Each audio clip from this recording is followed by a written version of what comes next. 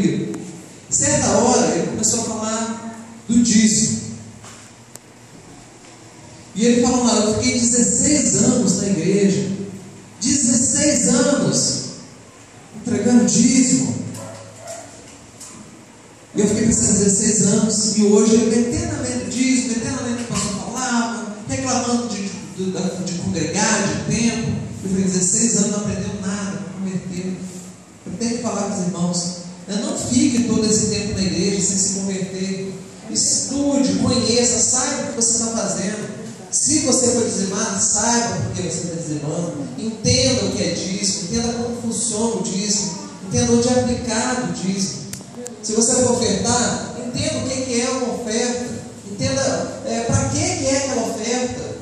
Não fique fazendo as coisas só porque a igreja faz, só porque o pastor falou.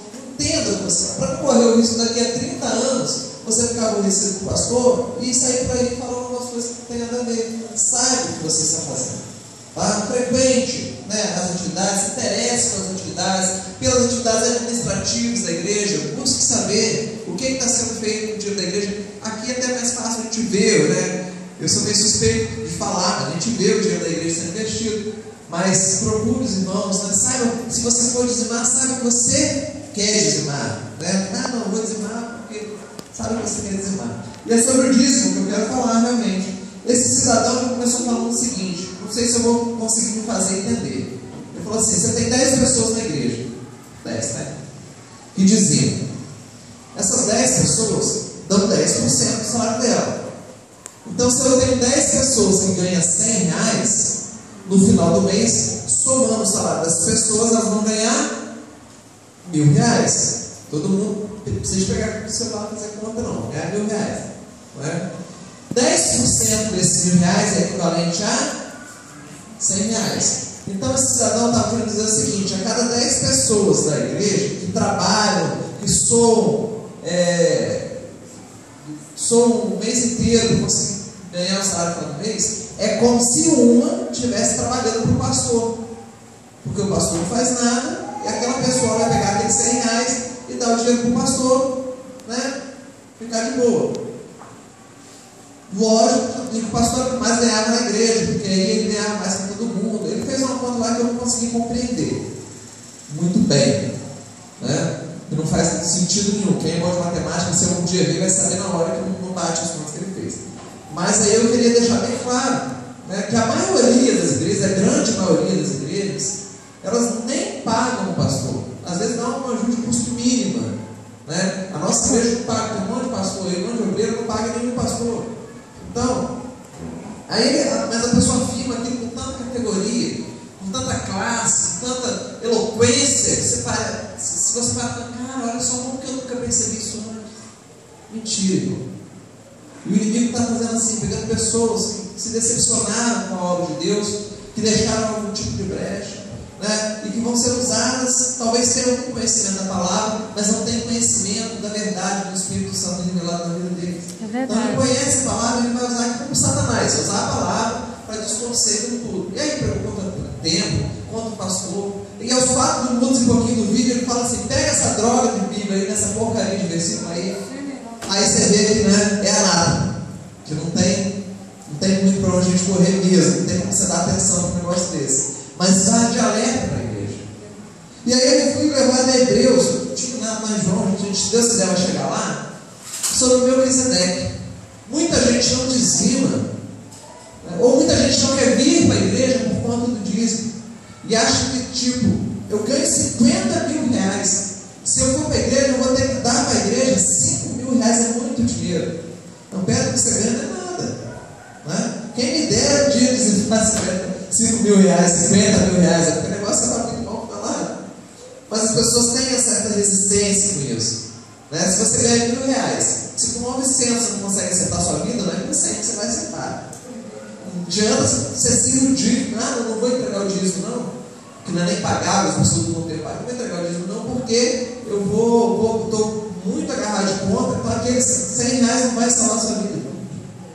Não vai. Se com 900 você não está resolvendo, você com certeza não vai. Você vai ficar devendo mais alguma coisa, você vai deixar o compromisso com Deus, e aí o negócio vai ficar mais complicado cada vez mais para o seu lado. Então não deixe de dizimar. O que acontece?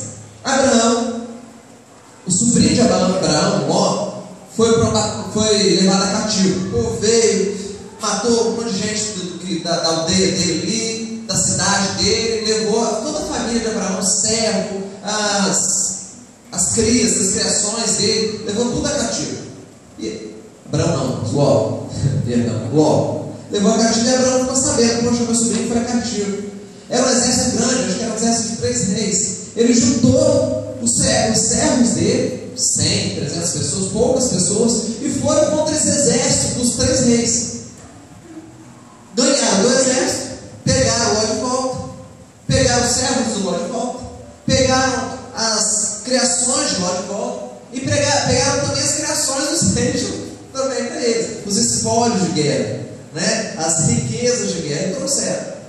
E aquilo não era de Abraão, não, mas ele tinha conquistado isso, provavelmente teve homens dele que morreram naquela guerra, e ele, depois de toda aquela riqueza, os reinos, os povos que estavam cativos, voltando, porque era abençoado por Deus, a palavra diz que Abraão já era abençoado, já tinha um compromisso com Deus, e ele voltando disso, ele se encontra então com Melquisedeque, e ele reconhece Melquisedeque como um sacerdote do Deus Altíssimo, e ele entrega a Melquisedeque o dízimo de tudo aquilo que ele tinha conseguido através daquela luta, através daquele despojo de guerra.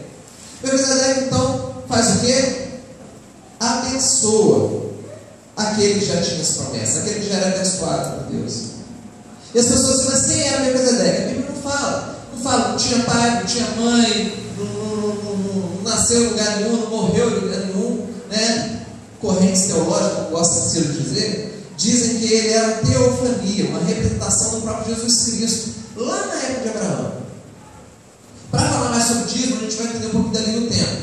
Então, Abraão ele entregou ali os dízimos a Melquisedeque. Depois, Abraão teve um filho, que chamava Isaac. Vamos lá. Eu sou Deus de Abraão, Isaac. Então tá. Então Abraão teve um filho, Isaac. Isaac teve um outro filho, chamado Jacó. Jacó se transformou em Israel. Israel teve 12 filhos. Olha as gerações passando. Teve 12 filhos. Foram para o Egito, ficaram 400 anos no Egito. Quando esses 12 filhos saíram do Egito, já não eram 11 filhos, já eram milhares de pessoas. 12 tribos. As 12 tribos saíram do Egito e foram para o deserto. Deus falou assim, é muita gente, eu tenho que organizar esse negócio, né? Eu vou dar uma lei para Moisés, através da minha lei o povo vai saber o que pode fazer e o que não pode fazer. Dentre a lei, fala assim, vocês têm que dizimar. Vocês agora vão entregar o dízimo daquilo para os levitas, para os sacerdotes, de tudo aquilo que você tem, de tudo aquilo que você conquistar, de tudo aquilo que você ganhar, vai ter que ser entregue 10% para os levitas. Então, você tem 3, 4 gerações, mais 400 anos, deve estar uns 800 anos aproximadamente. Aproximadamente, estou chutando, né, irmão? Não fiz cronologia bíblica exata, não. São gerações aí, Abraão, Isaac e Jacó, as 12 tribos, mais 400 anos, né? 600 a 800 anos aí. E aí, 800 anos depois de Melquisedeque, a lei instituiu o dízimo. Então quem fala assim, o dízimo é coisa da lei, a gente já não está mais sob o domínio da lei, ele está atrasado nos 800 anos, né? Tudo bem, entregaram o dízimo. Quando vem em Hebreus, no Novo Testamento, quem que vem falando do Melquisedeque? A Epístola aos Hebreus, Paulo mandou a Epístola aos Hebreus, né? Aquele que era rei, que não tem princípio, não tem fim, né? Aquele que era tão importante, o rei da paz, né? O rei da justiça, ele era tão importante que ele consegue abençoar quem já tinha promessa. Imagina Deus falar assim, André, vou fazer uma promessa para você, chutar uma coisa aqui, tá, irmãos? Vou te dar uma fazenda com uma casa muito bonita, do jeito para você e toda a sua família ficar bem. Aí vem alguém, né? Você já tem essa promessa de Deus, alguém te abençoa além daquela promessa. Olha que coisa gostosa, né? Quem pode fazer isso? Jesus Cristo. Só Jesus Cristo, aquele que não tem princípio, aquele que não tem fim, aquele que é o príncipe da paz, né? Então a gente tem a ideia de Melquisedeque é Jesus Cristo. Ou seja, Jesus Cristo recebeu o dízimo 800 anos atrás. Aí você fala, mas agora o meu compromisso é com Cristo, meu compromisso não é mais, né, com a lei de Moisés. Então, filho, vai ensinar com Jesus Cristo, né? Tira 10% do que Deus entrega para você ministrar, porque a Bíblia fala, tem vários salmos que falam, eu não ia pregar isso, mas tem vários salmos que falam, né, que Deus criou tudo, e todas as coisas que existem no mundo são de Deus, desde da poeirinha até o sol, tudo é Deus que criou e tudo pertence a Ele. Então, se Ele permitiu que você tivesse um emprego, permitiu que você suasse, né, o mês inteiro ganhasse um salário, aquele salário não é seu, também é de Deus. Né? O que a gente é ensinado a fazer? Devolver, não pagar, não entregar, não dar, porque você não está dando nada, você está devolvendo 10%. Para quê? Para que haja mantimento na casa do Senhor. Né? A gente não tem como pagar energia elétrica se não tiver dízimo e oferta. A gente não tem como colocar combustível para levar um irmão se não tiver dízimo e oferta. A gente não tem como comprar equipamento, microfone, se não tiver material de limpeza, se não tiver dízimo e oferta. Então você está dando dinheiro para o pastor. Quando a igreja tiver bastante dinheiro e não for atrapalhar o caixa da igreja, com certeza a gente, né, pastor presidente, talvez algum pastor, lógico, um pastor que não for trabalhar, que pode ficar por conta da igreja 24 horas por dia, vai receber também um salário, porque o obreiro é digno do seu salário. Mas nada de extorquir a igreja. E aí você sabe que você está fazendo isso. Você está contribuindo para que você possa chegar e assistir o culto. Você está contribuindo para que pessoas possam ser evangelizadas. Você está contribuindo para que a gente possa, se Deus quiser em breve, fazer obras missionárias, para levar o evangelho para pessoas que não têm. Aí investiu o seu dízimo. Então o dízimo não vai para o bolso do pastor. Apesar da mídia fazer um alarde imenso para falar que o pastor é ladrão, ele pega o dinheiro da igreja. Né? Ainda mais as igrejas que são registradas em cartório, ela tem que ter um tesoureiro, o tesoureiro tem que prestar conta, a Receita Federal fica em cima, o CNPJ do pastor é associado ao CNPJ da igreja. Se vê que tem alguma diferença aí na conta dos dois, na conta bancária do pastor da igreja, se tem alguma treta, vamos colocar assim alguma coisa, né, a Receita pega em cima mesmo. Então, não seja enganado, tá? Saiba o que você está fazendo, saiba por que você está fazendo. E aí eu comecei a pensar também na oferta. E aí eu posso voltar para o João, né, para sacrifício. Foi Jesus, eu já até falei isso, Jesus ele expulsou os mercadores do templo, porque hoje em dia há um mercantilismo da fé, há um comércio da fé muito grande. E Jesus ele expulsou os mercadores do templo 2 vezes. A gente vê falar que Jesus expulsou e quebrou, né, as gaiolas, soltou lá os animais. E a gente muitas das vezes acha que pelo evangelho ser sinótico, ou seja, ser equivalente aos evangelhos, você está lendo a mesma passagem várias vezes. Não, Jesus fez 2 vezes, no começo do ministério e no fim do ministério. E é engraçado, vamos lá em João 2, agora sim a gente pode voltar lá em João 2. Cadê meu João? Lá em João 2, a partir do versículo 13, Jesus purifica o templo. É bacana você ver, eu já tinha até desistido de falar isso, mas como foi falado aqui o Salmo 119, né? Como é que o jovem vai purificar o coração? Ou purificar o caminho, guardando a palavra do Senhor. Então vamos falar de purificação. Jesus, no início do ministério dele, qual o primeiro milagre do ministério de Jesus? Transformou água em vinho, num casamento, né? Dada a importância da cerimônia, desse relacionamento matrimonial para Deus. E aí depois disso, o João já relata para a gente o quê? Ele foi no templo e colocou os mercadores para correr. Simples assim, do nada. Né? Começou o ministério, fez o milagre, chegou no templo e colocou todo mundo para correr. Ele vai voltar a fazer isso no final do ministério dele.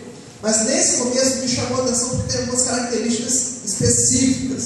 Tá? Queria ler para os irmãos, a partir do 13, não é isso? 13. 10, 13. Isso, primeiro. É João 2, 13. Está isso mesmo? Hã? João 2, 13, então a minha Bíblia está diferente. Segunda Pedro não, irmã. É João. Por isso que eu estou vendo aqui, velho.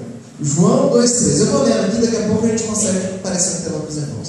E estava próxima a Páscoa dos judeus, e Jesus subiu a Jerusalém, e achou no templo os que vendiam bois, e ovelhas, e pombos, e os campeadores assentados. E tendo feito um azorrague de cordéis, um chicote, lançou todos fora do templo, bem como os bois e as ovelhas, e espalhou o dinheiro dos cambiadores, e derrubou as mesas. E disse aos que vendiam pombos: tirai daqui estes, e não façais na casa do meu pai casa de vendas. E os seus discípulos lembraram-se do que está escrito: o zelo da tua casa me devorará. Responderam, pois, os judeus e disseram-lhe: que sinal nos mostras para fazer isso? Jesus respondeu e disse: derribarei este templo, e em 3 dias o levantarei. A palavra diz que estava chegando a Páscoa. A gente acabou de passar pela Páscoa. E na Páscoa a gente falou muito da morte e ressurreição de Cristo, é muito falado. Mas nessa época, nesse início do ministério de Jesus, nessa época que também havia comércio no templo, que também havia comércio da fé, as pessoas ainda não tinham essa noção da Páscoa. É legal que tudo na Bíblia aponta para Jesus, aponta para o ministério de Jesus, né? A Bíblia, ela, já falei isso lá em Gênesis, ela vai em Apocalipse, ela entra, né, no livro do profeta, e tudo se interliga de uma forma linda e maravilhosa. E aí, desde a Páscoa dos judeus, do livramento do Egito, como a gente acabou de falar, né, Jesus vinha, a Bíblia vinha apontando para Jesus. E de repente Jesus chega para ser sacrificado, todo mundo já sabe, né? E entra no templo e está aquela monte de gente vendendo. Não sei se eu já falei isso em pregação, se eu falei isso no bíblico, mas falo de novo. Ele entra no templo e vê o pessoal vendendo, vende ovelha daqui, vende boi dali, vende pomba de lá. Ele diz: Jesus, ele falou: meu pai, o que é isso? Né? Aquilo começou a consumir ele, a ponto dele exercer violência, né? Dele dar umas chicotadas, dele quebrar os gaiolas, dele soltar os bois, expulsar mesmo o pessoal da venda de João. Por que ele expulsou o povo que vendia? Já foi pregado aqui, se não me engano, domingo o pastor Deus pregou, né? A questão do sacrifício não era o derramamento de sangue pelo derramamento de sangue, era algo, como que eu posso falar? Era uma troca, né, da vida pela morte. Vamos explicar melhor. Eu pequei, bom, pequei. Então naquela época, se eu pequei, eu merecia a morte pela lei. E hoje também, né? Se eu pequei, eu mereço a morte. Somos merecedores da morte. Aí naquela época, pela lei, dependendo do pecado, o cidadão tinha que pegar um animal puro, limpo, sem mancha, bonitão, todo jeitoso, né? E levar a Jerusalém para sacrificar. Ou levar para uma sinagoga para sacrificar. E eles pegaram aquele animal que ele criou. Agora você imagina você criando lá, eu não sei quanto tempo vive uma ovelha, carneiro, boi. Boi tem mais tempo, né? Mas você criou aquele bicho, nasceu, aí você vai cuidar dele. Aí você vai lá na alimentação de manhã cedinho, vai lá colocar, levar ele para o pasto, traz ele do pasto. Naquela época era tudo muito deserto, até achar um lugar onde as ovelhas conseguissem pastar. E você fica 1 ano cuidando daquelas ovelhas, 1 ano cuidando daqueles bois. E você fica 2 anos cuidando deles, e 3 anos, e 4 anos. Daqui a 4 anos você faz alguma coisa, 4 anos cuidando desse bicho, agora tem que levar lá e matar. Havia ali um sentimento. Acho que quem tem animal de estimação tem mais ou menos a ideia do que é, né? Você cria um relacionamento com o animal. O pastor, ele criava esse relacionamento com o animal que ele criava, porque ele realmente cuidava, ele levava, ele colocava nas costas quando machucava, ele se preocupava, se perdia. Ele nos ensina isso. Então havia esse cuidado. E de repente, por causa de um erro seu, você vai sacrificar aquele bicho inocente, aquele bicho que não fez nada, aquele bicho que não errou. O único erro dele foi ser bonitinho, perfeitinho. E aí você tinha, não era só sacrificar, você tinha que pegar aquele bicho, pegar lá onde você estava e fazer um dia, 2 dias, 1 semana, 1 mês de viagem até chegar no tempo para você poder sacrificar. Imagina, aí você levando aquele bicho, olhando para ele e falando: filho, você vai cansar. Dei mole, agora você vai cansar. Fazer o quê? Então tinha ali um apego emocional, né? Exatamente para isso, para gerar um castigo, para gerar uma dor, para gerar uma perda. Não Não era simplesmente o sangue pelo sangue. Você ia olhar no olho do bicho na hora, de sacrificar, na hora dele ser sacrificado, e ia saber assim: olha como é que ele está chorando, olha como é que ele está nervoso, olha como é que ele está desesperado. Sabe por quê? Porque eu errei. Senhor, eu não quero errar mais. Eu não quero mais ter que sacrificar, derramar sangue inocente por conta disso. Olha a perspectiva do sacrifício na época dos judeus.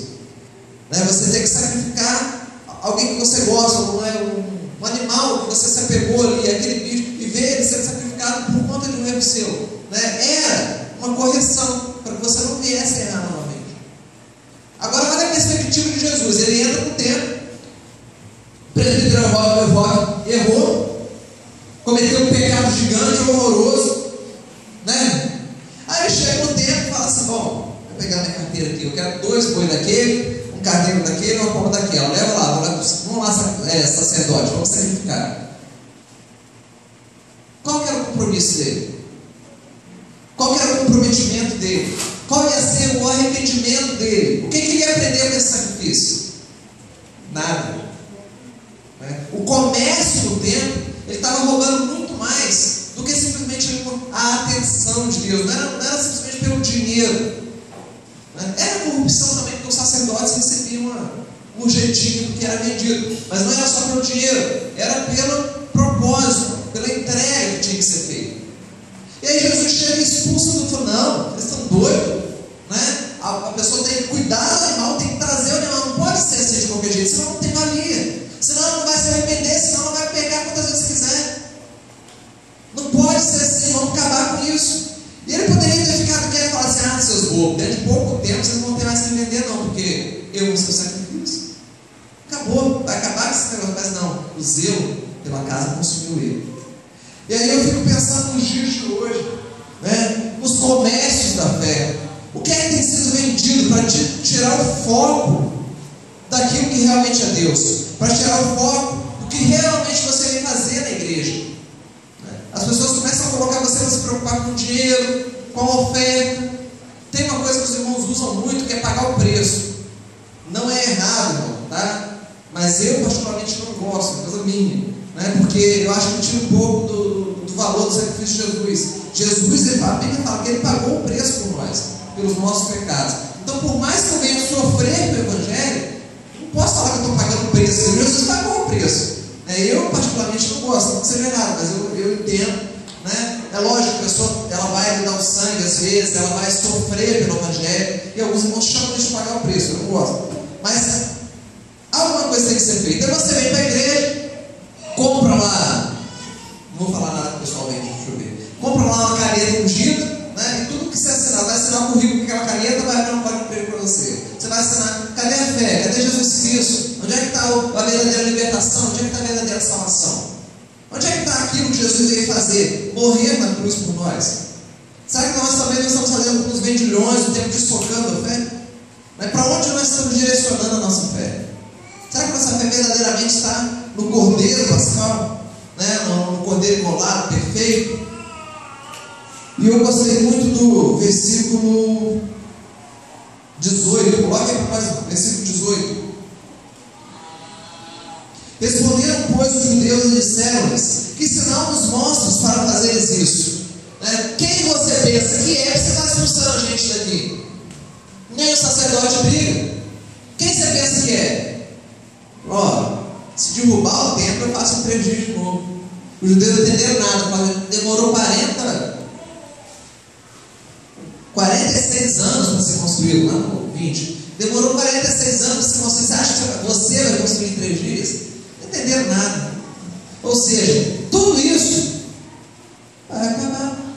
Os discípulos que estavam com ele não entenderam nada. Quando Jesus foi crucificado, aí os discípulos se lembraram: opa, ele falou que ia derrubar o templo e ia construir em 3 dias.